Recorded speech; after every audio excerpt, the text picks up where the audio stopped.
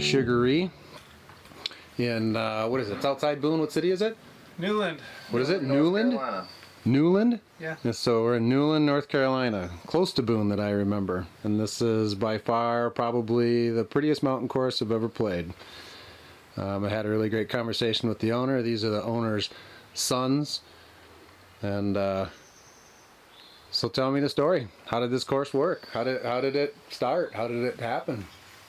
I can start, and then Mitch will probably tell it a little better than I did. But, so this is a Christmas tree farm. Dad kind of started that back in the 80s. You got out of college. Started planting trees out here, and so it's been primarily just a Christmas tree farm, and he's been pretty successful with that for a long time. But had the idea, we started playing disc golf when I was in high school, so 05, something like that. Yeah, we went on a family vacation to Florida and played one round of disc golf as a family, and then it kind of became the thing that we did as a family. Yeah, there wasn't a whole lot that we all got along and enjoyed doing together, and that was one of the things. So, pretty good activity to have in the back pocket. Good morning, this is Steve at Kids on the Fairway. I am in western North Carolina, up in the mountains. We're at a beautiful private course called Sugaree. It's 30 holes. I've never played here before. I brought my Mr. Pro friend here, Tim Nelson, who's guiding me along the way, and 5 holes in is giving me a pretty good spanking because he knows how to play it and I don't. So plenty of golf left. Plenty of golf left. So what hole is this right now? We are on hole 5. We're on 5. Pretty short shot. I don't know, what is that? Maybe 3? Yeah, about 300. About 300? Mm-hmm. If you can't see in the camera, it's just trouble everywhere. I'm sure it's pretty much put this in the fairway the best you can. Maybe it's even a layup shot for me. I'm probably just going to throw a truth, and I'm probably going to do my best to get a lot of pars. What's Tim's play? I'm going to throw my Star Invictus, and I'm going to try to run the basket and get up close to the right. Nice. And is there damage behind it? It looks like a pretty big roll off. There's about a 15-foot drop off right behind the basket, a boulder. If you roll off to the left behind the basket, then you're going to have an obstructed uphill putt. It's going to be a lot of trouble. All right, I'm not going for that. We'll see how the pros play it.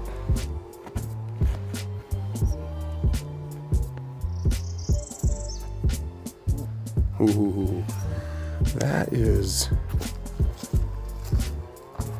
Well, you weren't kidding. This is, it's like Harmon Hills. Mm-hmm. I mean, obviously way more up in the mountains, but it feels the same. Like those mossy rocks. I mean, I just love Harmon Hills, and this is definitely a compliment to it for sure.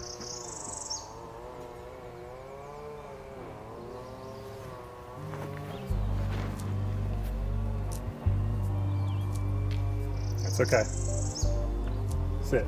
That's fine. That was the smoothest throw yet.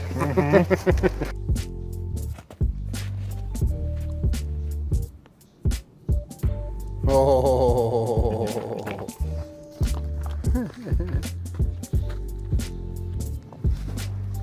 What do I throw to him? Truth. Of course.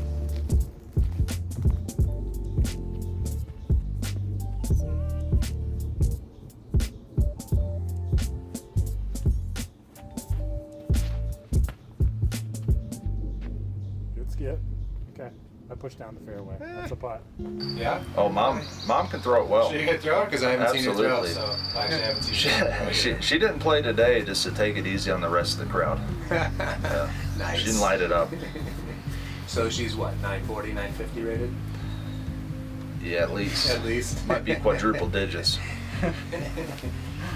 But yeah, so Christmas tree farm, beautiful landscape, and then we've been playing some disc golf, and Dad had the idea to start maybe working on a course, and we just started working on a few holes.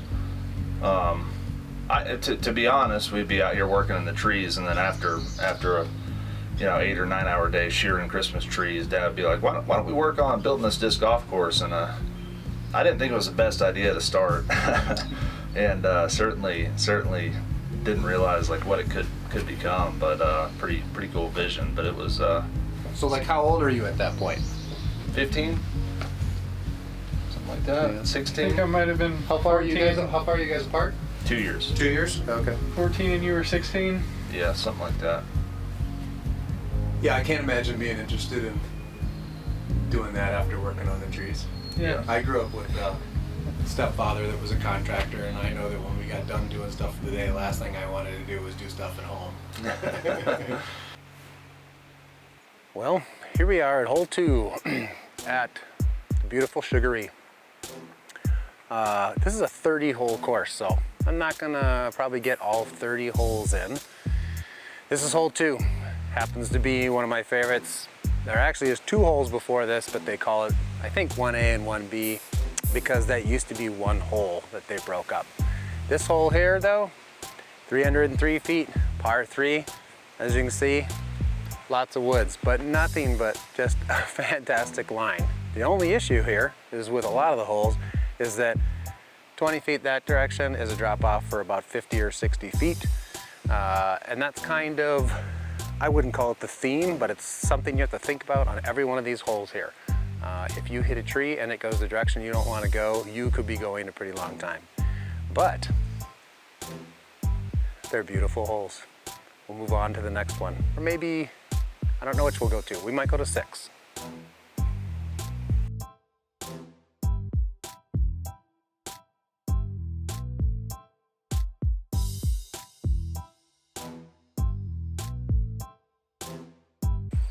Okay, we are at hole 6. We're kind of like 3/4 of the mountain before we get to the top. Actually, the top is way more that direction. We kind of wind our way after this for a bit. I tell you, there's so many holes here that to me are signature holes. But this one is a signature hole because I love the design. And we'll talk about the design later because people that follow me know that that I've done some design before, and so a lot of where I go depends on, well, I shouldn't say that. It doesn't depend on it, but boy, I focus on it when I get there. And this particular hole, what I love about it is that it's complicated, or I should say it's challenging to get up to this pin, but pretty much everything on this course, you're not ever forced to do anything. And that's what I really enjoy about this course. That's why when I come up here, I just have a great time no matter how bad of a score I shoot, because you can shoot it pretty bad if you hit enough trees here.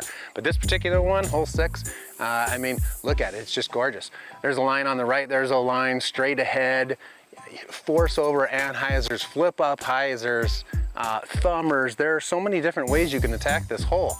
I will tell you, it's very challenging to actually get the 2 on the hole, because as we go all the way up in there, when you get what looks like kind of the end, it's actually this massive rock shelf, and that's sitting up kind of on the basket sitting up on a shelf, so actually getting up that high is difficult.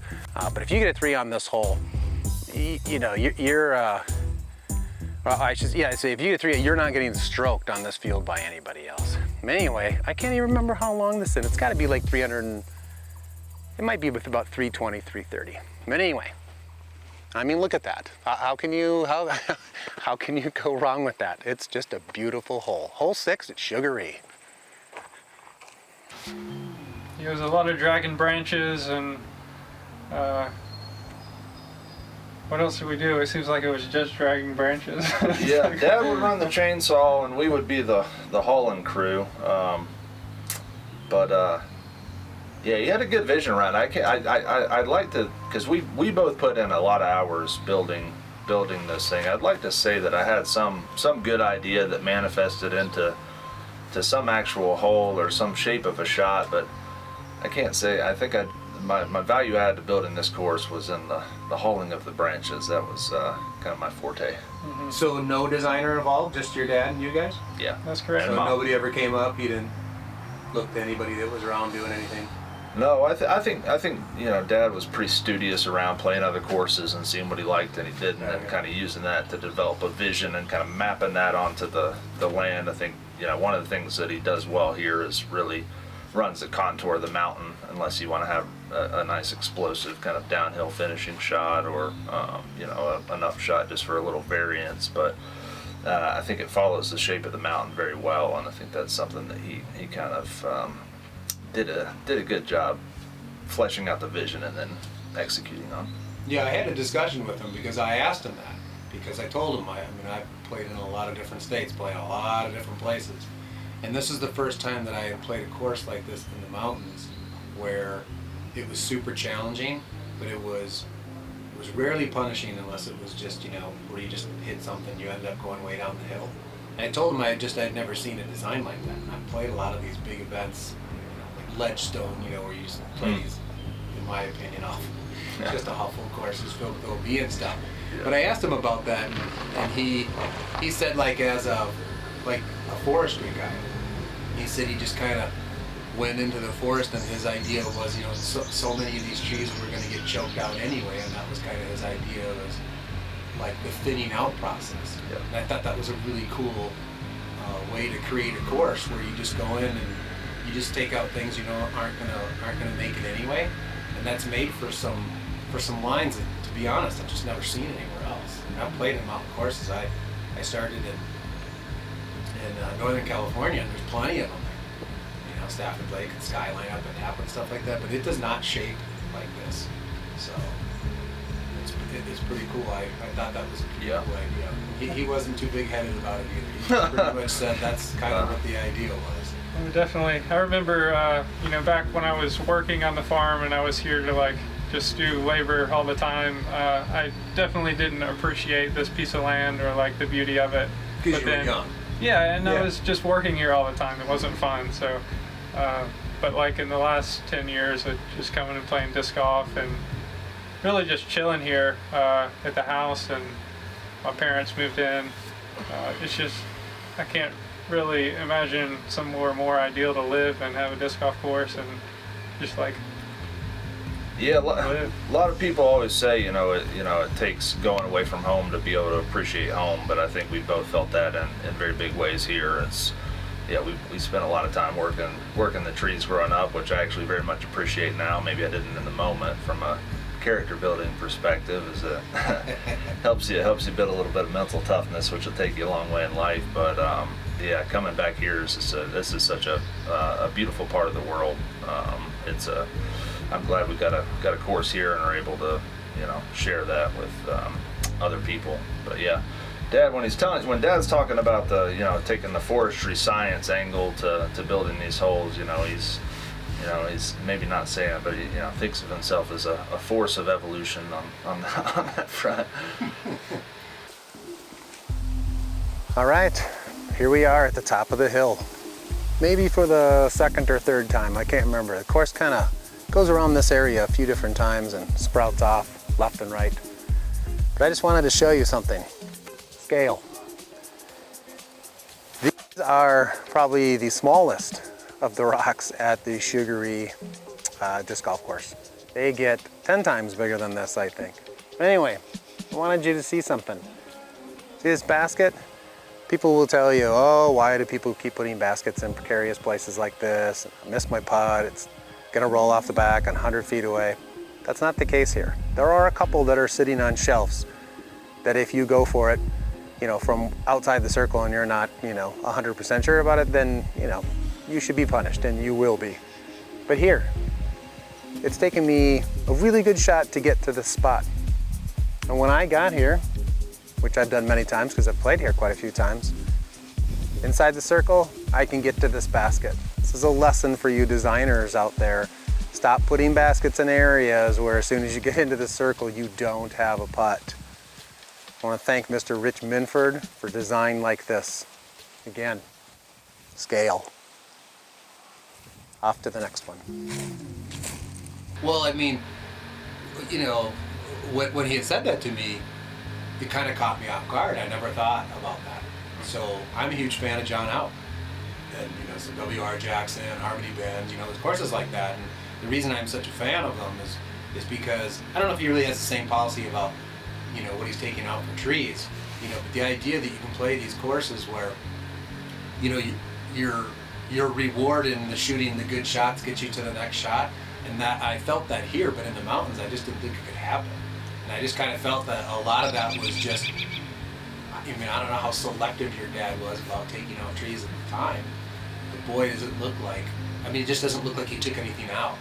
And that's pretty hard to do in a course, to get in there and just think that it just always looked like that. Yeah. So. No, he'll take the cutting of a tree. He loves running the chainsaw, but he'll take the cutting of the tree decision with some gravity, because there's finality to that. Yeah. Well, and I imagine, being up here in the mountains, so this is my first time being back in the mountains. I was in Northern California before, but I live on just an acre of property with nothing but 140-foot pine trees.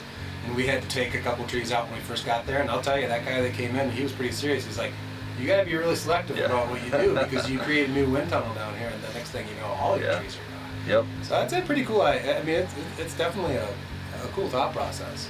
Yep. So, I mean, are there particular holes that you guys felt that you had more input on, or was it really just past, like, you guys were teenagers, you weren't doing it? Because I imagine this has been an evolution for what is this, 2003, 5, something like that? 08.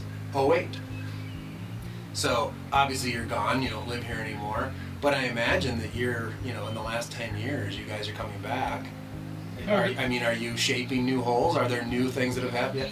Yeah, definitely. You. So, it started out as originally 18 holes, which I would say 99% of that design was my dad. And then as we go to college and then are coming back, a lot of our conversations as we come back are spent around, like, what do you think about these new hole ideas here, or this shot, or this shape? And we might give a little feedback, or now, is that from the experience of playing a lot of disc golf at that point too? I mean, do you guys become, you're playing enough, you're becoming higher rated players? I mean, are you coming back every year as a better player and then having more input? So I played a lot in college, and I got okay in college, but compared, like, my dad kind of has the limitation of, I wouldn't say he has the limitation of his game, but he has the limitation of age and athleticism. Yeah, age. I was gonna say age. I'm sure. Like, sometimes you just don't see a line until you've thrown it, or something like that. But like, I can throw a lot farther than him, and so I can see a line or a shot that maybe he isn't seeing. No, I totally understand what you're saying, because I've designed a couple courses, and the way that I did it is that I took out groups of my friends, within their divisions, because when I made a course, it was really important that a beginner or an intermediate player had a place to land. Like, if I was going to create a 600-foot hole, I didn't want to punish players that didn't have those arms. So I took out a pro. I got a buddy of mine, he's a 550 thrower, right? I got to know what that guy's going to do. I want to know what type of risks he's going to take. Yeah. Because if he's going to take risks and I give him no reward whatsoever, then it's kind of a bad hole for him. And that's what I mean. I know what you're saying, right? I've got a limitation too. I mean, if I throw 420, that's a super solid throw for me, and I'm certainly not doing that on a shape. Right. So I have to look towards some of the other people when I think about that too. So, no, I know what you're talking about with your dad. I mean, he gets limited out, and his line becomes that he sees and envisions. I imagine he's just seeing a shorter line, or he's seeing a different hole. Yeah. So you guys are doing that. Yeah, so he would have us play holes. What do you think about this? Throw this shot, and let me see what it looks like. But as far as actually cutting out trees or cutting out fairways, he pretty much did all of that himself, I would say. Agreed. All right, you remember when I told you that there were a couple baskets on this course that were in precarious positions? Yeah, this one right here. But it's a really short hole. And, I'll tell you what I do. Because I'm a lefty, I just pitch a little forehand. I think it's, 205. But behind that basket, big rock like that. And on the other side of it, probably 50 feet down. So you take your risk on this hole if you would like to. But again, look at all those lines. That's the theme here. Anybody can play a course like this, and it's just beautiful. I'll let you pitch shot.